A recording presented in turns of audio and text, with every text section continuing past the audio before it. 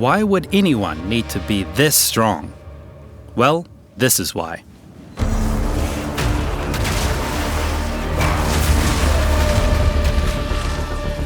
Four big maces, even bigger muscles, and the power of a thunder god. Enter the Mjölner Warp Titan.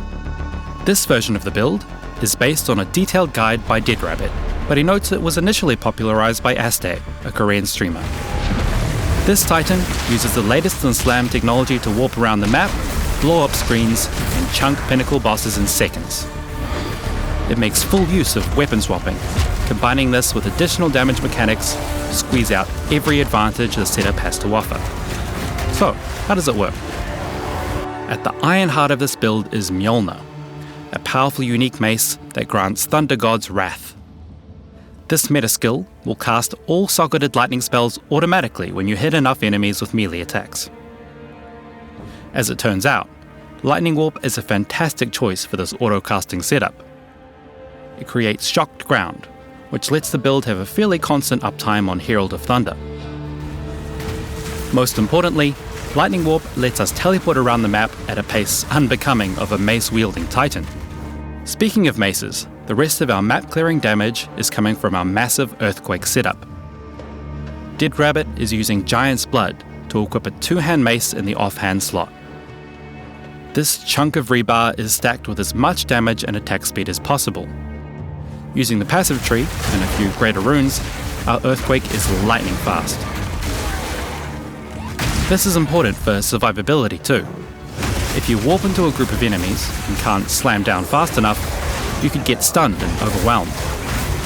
Along these lines, DeadRabbit notes how nice it is to use the Megalomaniac Jewel to pick up the thrill of battle notable. This gives you a big boost to attack speed when you're surrounded, which is precisely what the build needs. You may have realized by now that although this build is effective, it's not simple or cheap. The hardest part of making this build work is hitting the massive attribute requirements it has. Mjolna requires almost 250 strength, 200 intelligence, and these numbers are tripled by the Giant's Blood notable. To hit our strength requirements, there's only one way. We have to get big.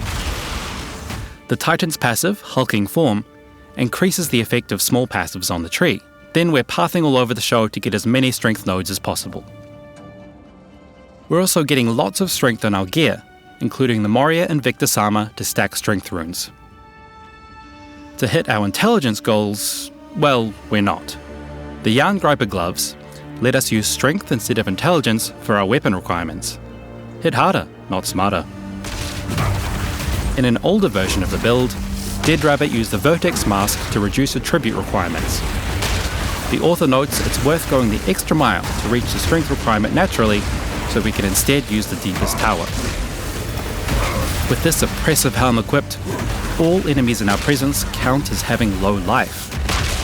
This means we can pick up as many passive nodes as possible that increase damage to enemies on low life. And some of these nodes are huge.